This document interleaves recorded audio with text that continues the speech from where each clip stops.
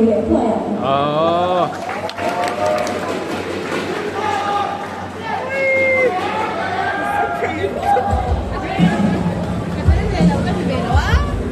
Semi-final. Nung đó em xin cái bên lại hụt thar. Cái cuối mình bung rawen tu có gắn ôm măng mấy đồ mấy tiền à.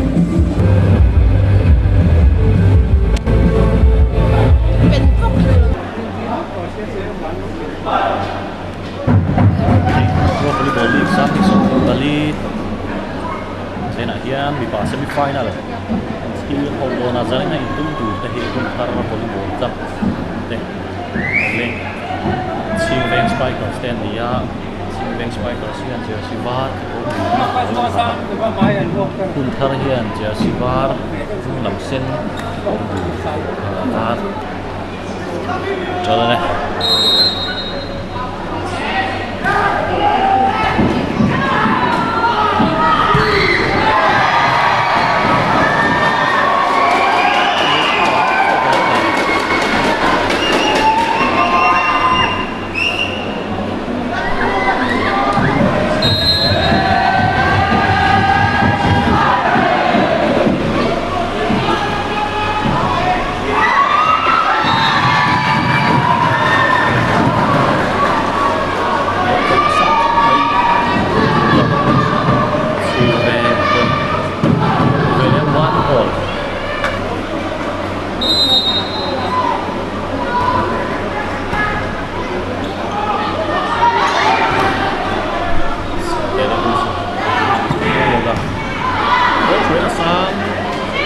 Việt từ hai môn cho biết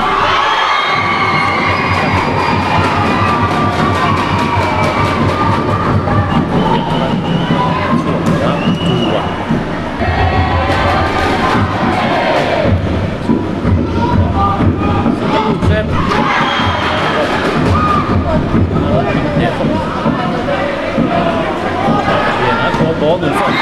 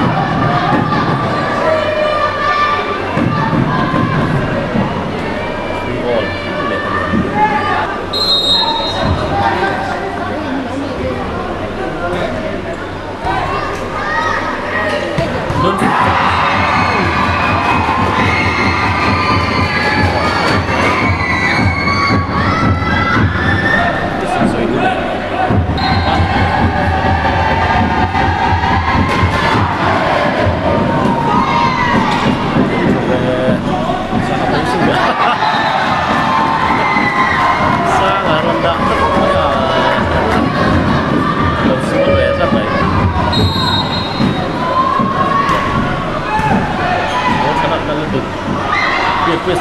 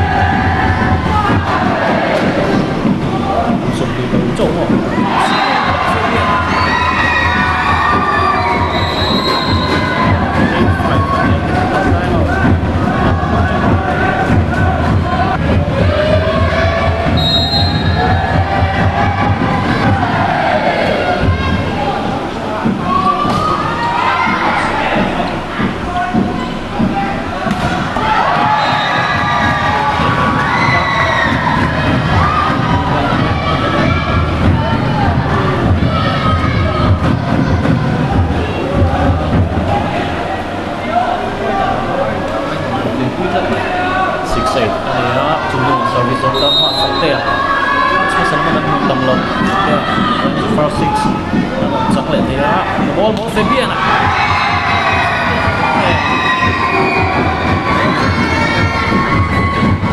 dính lệ quá là vậy.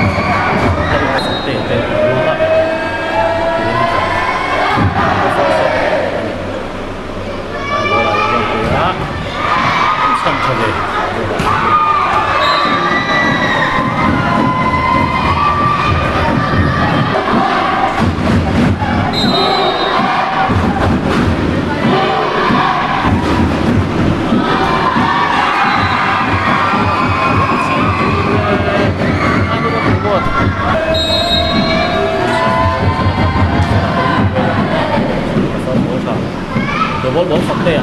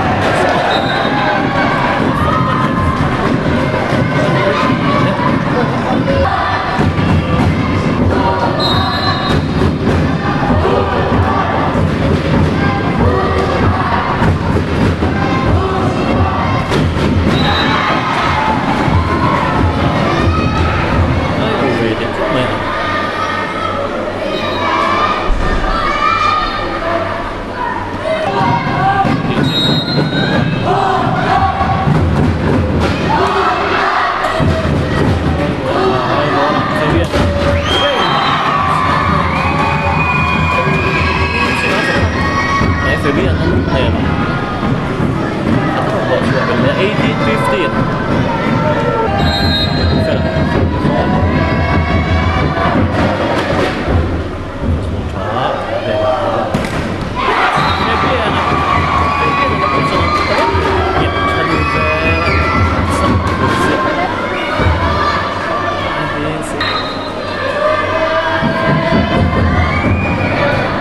first ball and nata we should have been sing ai bola chu di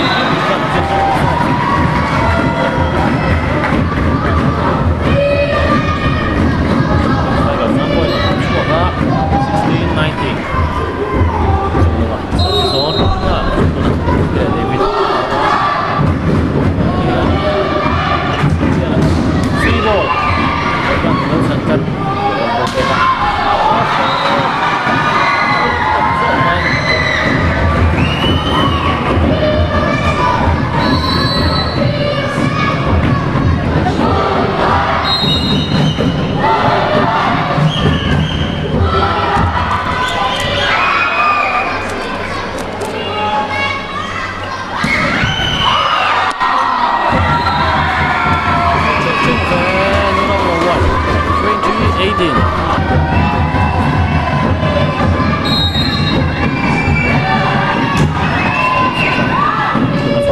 hai bola bola pressing bukan bukan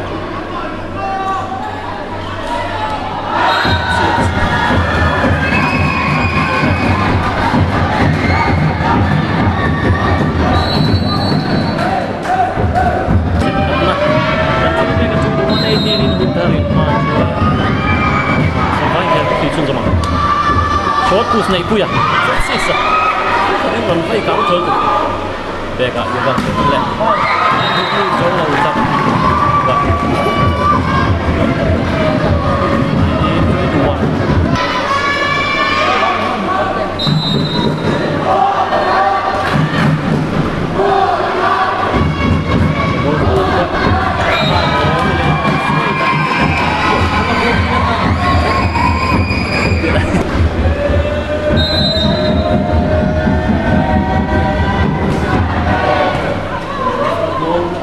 sẽ tập thấu mấy giờ cơ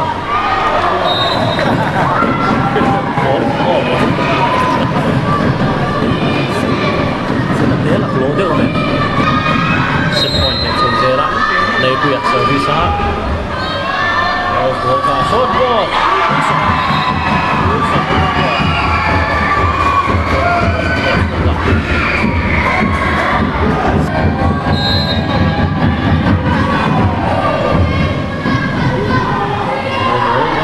Segalanya.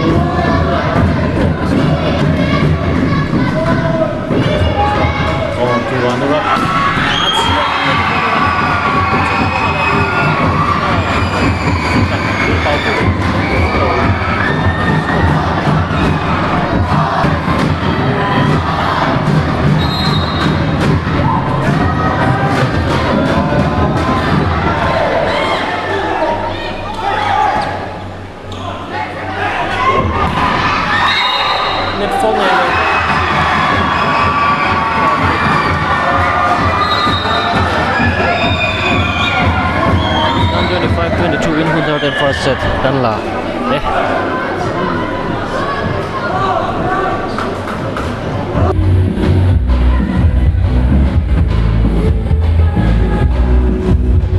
một quả bọt sấy nó sắc khắp này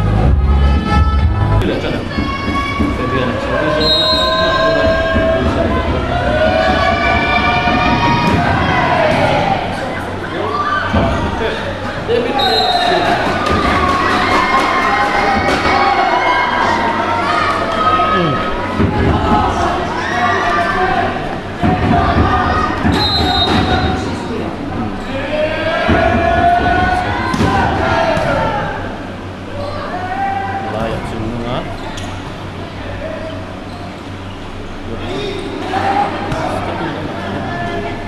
Bola buruk.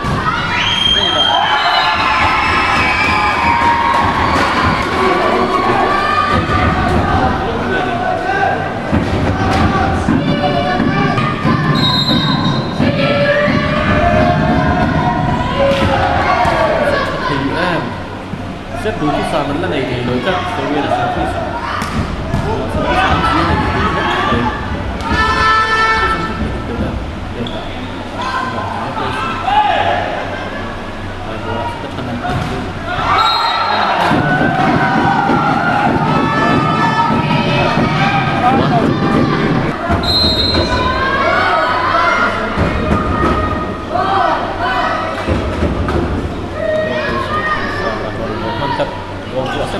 Theo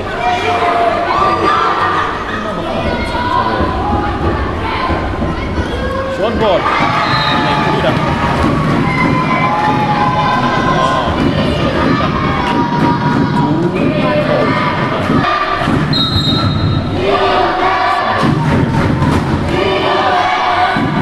của nhiều ngày rồi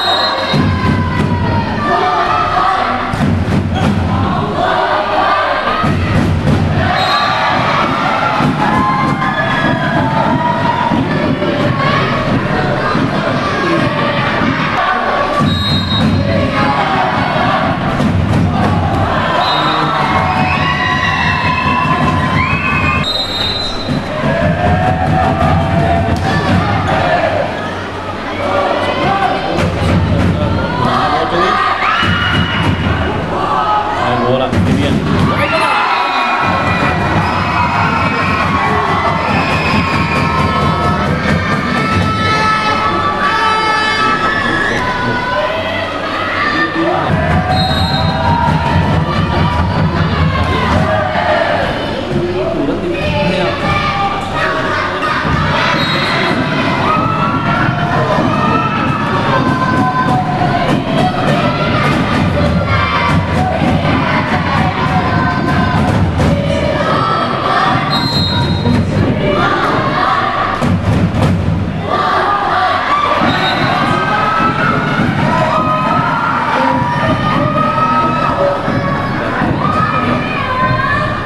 Inter.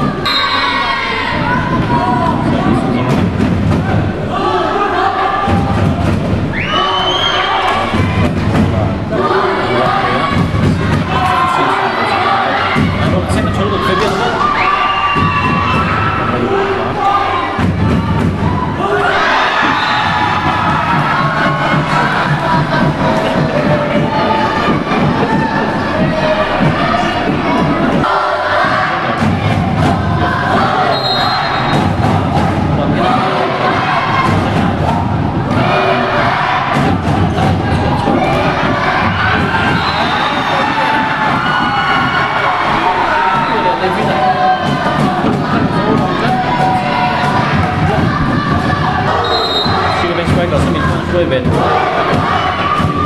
sử dụng bóng vào về cả nữa.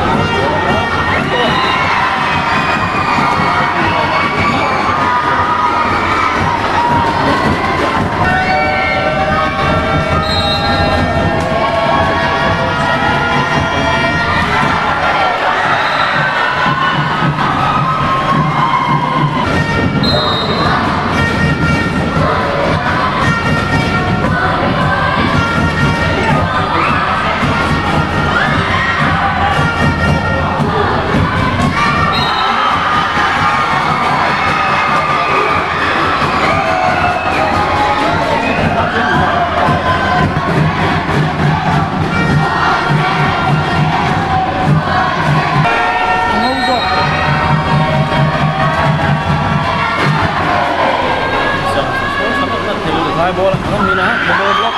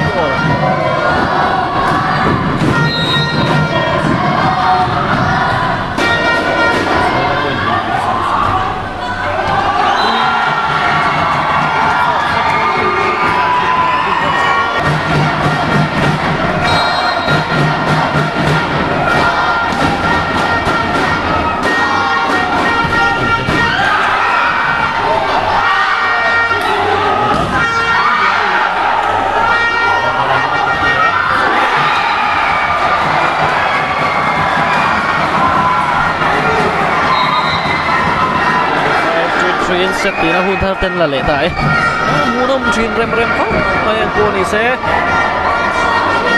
set tin tan wala kan zai lo ka nge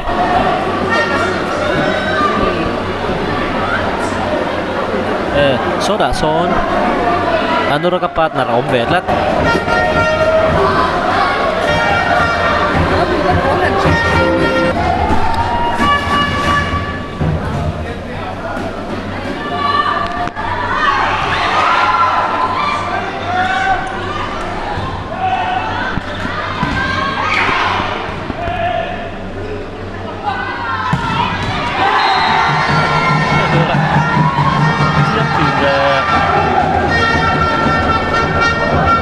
hi trả thì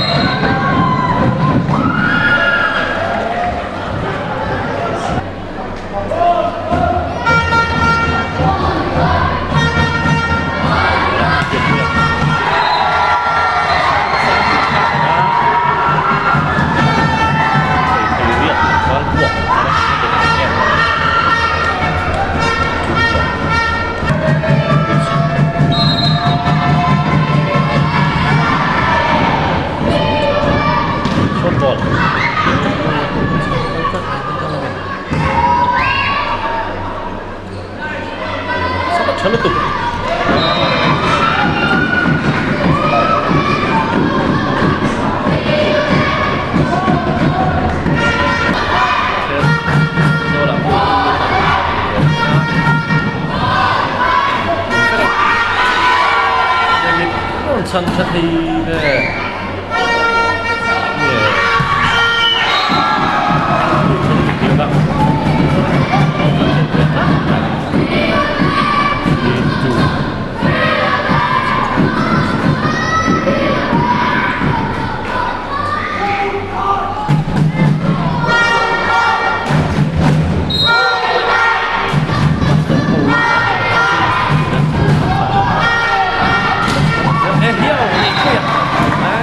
Thành Phan sẽ được từ bạn chiến chuột bây giờ dùng sang là dùng dáng không phải cho chủ thì ta là quên nhiều mắt được đây sẽ set the trap được không chúng ta các yếu tố close it.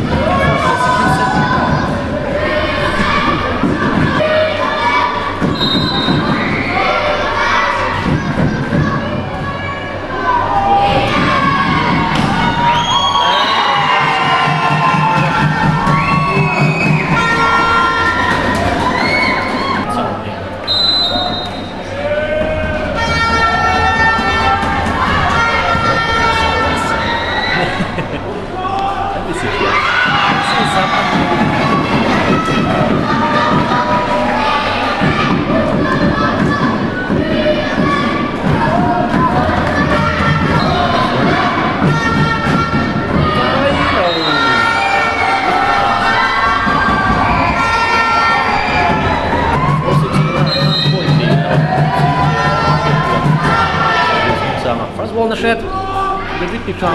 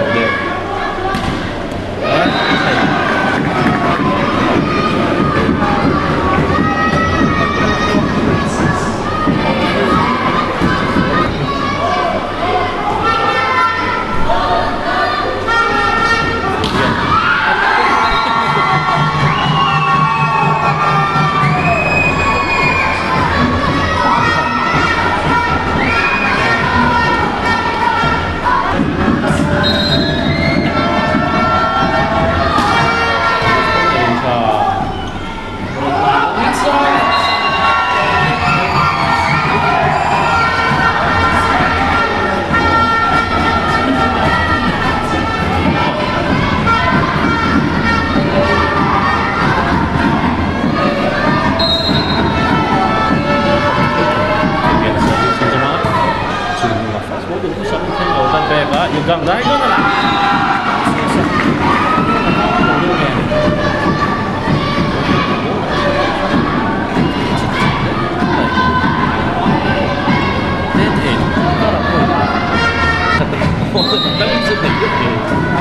David Sonsa rất là nhiều số lắm trong khi đó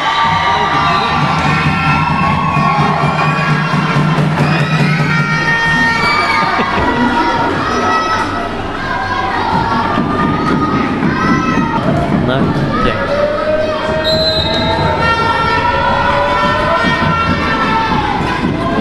Đó, vừa số cô là thế sao? Seta Cholotu, Yoga.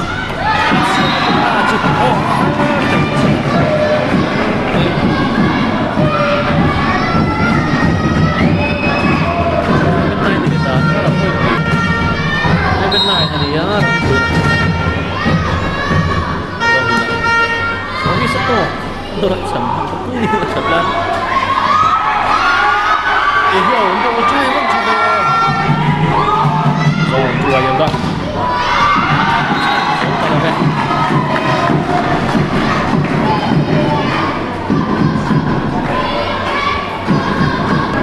sống ta đây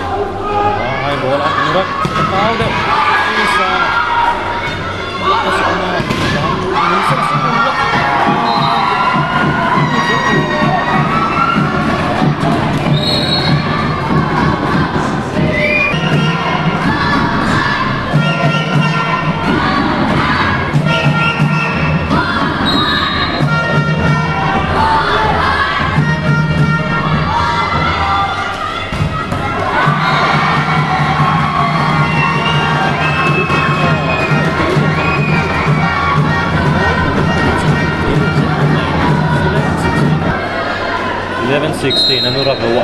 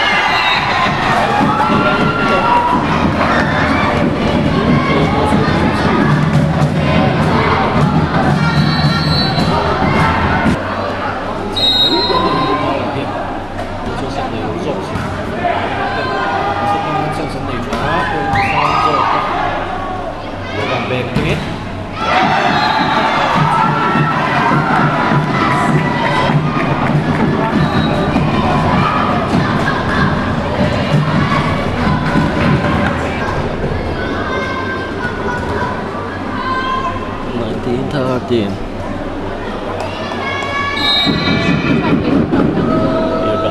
So this is wrong. So the two Sam will cut high ball at Fabian.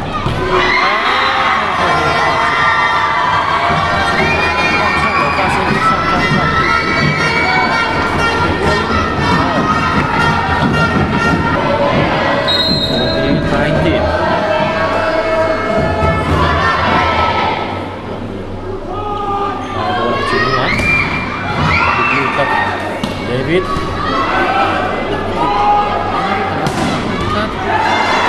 vâng bên nặng đấy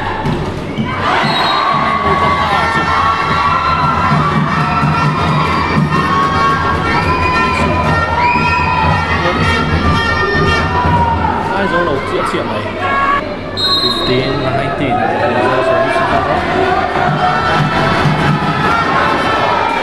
Olpo tua set cabe ka yang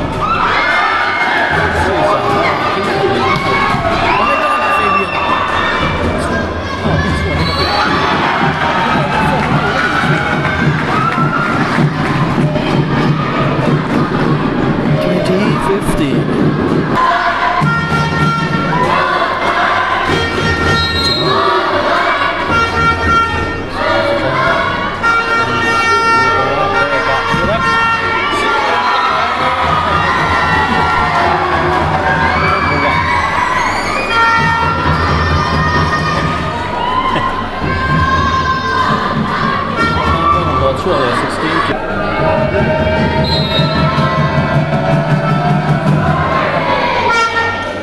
Số điện thoại sáng kalau tak guna.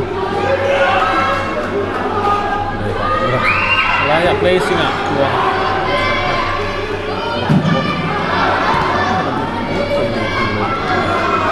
Biar ball jauh lebih. Sudah lari lah.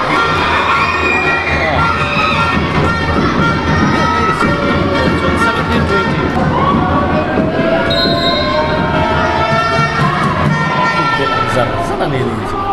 Deh, kasih tekan.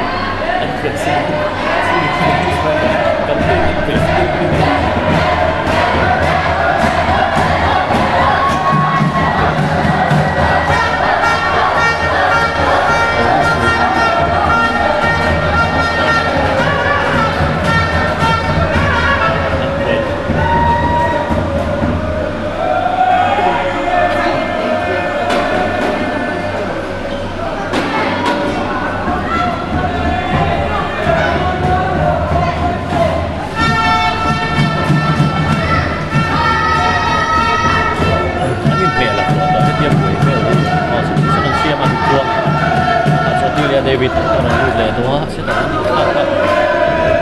David dia berarti apa saja dia kurang aja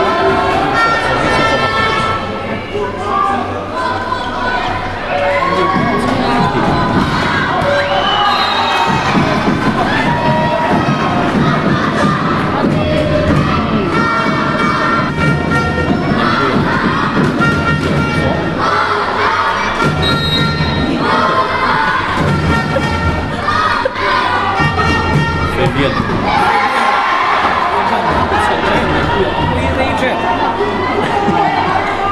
so ball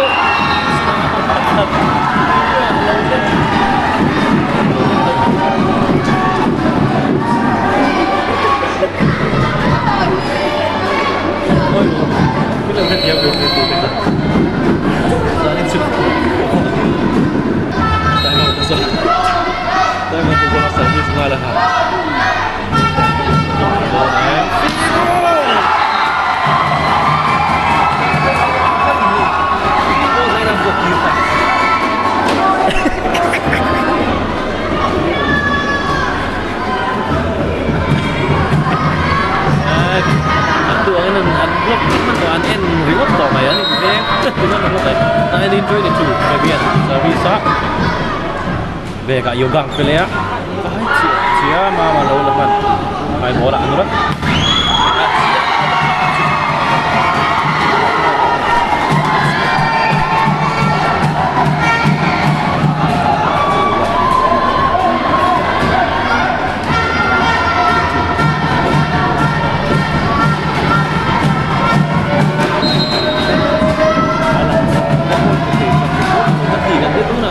sar lo di ruang kan itu kalau Fabian orang huna hai bo pun kan nak pun kalau tak ni hero tak soi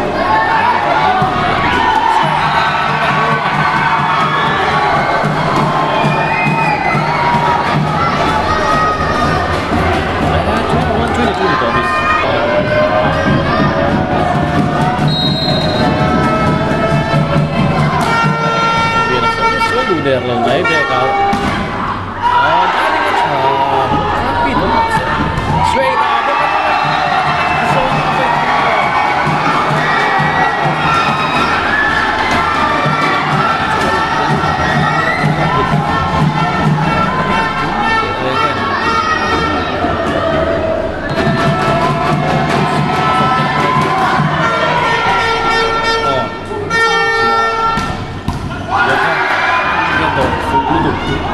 Fabian dia kecengin dia kak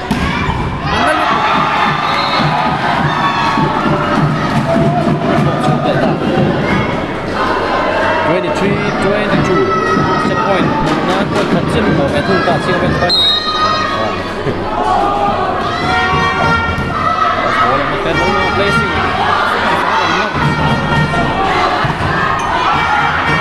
itu kita buat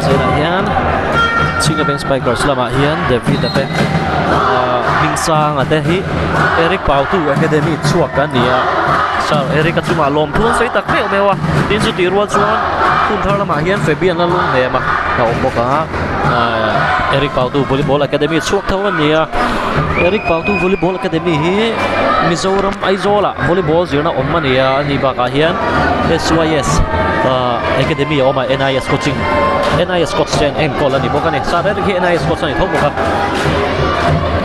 volleyball zil du dan chuan a khoi zok zok bokha pan thai tin academy hi Eric Pautu volleyball academy hi khatin admission ti thei ania tuna hian june khat admission open le to ania adu chuan min ron bia ula emo sar Erican changpo ina biak thei ni ti khakan soi tel du nei chu zaina hian Eric Pautu volleyball academy na chuak zong zong te lotlina changzel turin du sang na kan hlan chewa tin academy la zong lo pon ron zom zel ula kan du ani kha volleyball thiam du tan som na kan ron siam ani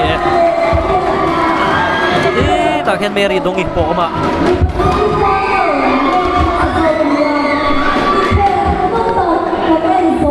khi lại khen sút nè đeo nè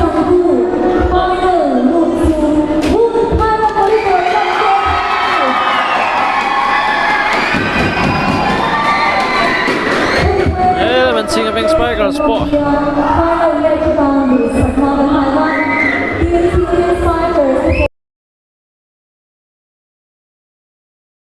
Libero in Kuris play of the match là em sa ka von lompui em Libero in với khát lạc na ni tin ta na an trong point score ngot hi ni thei lawa point score ngot ni lo ka ti top lawa point score bia lama hian team ta na tho lok chang kai zia hi apoi mo chu chu ani Alec president apu kan ti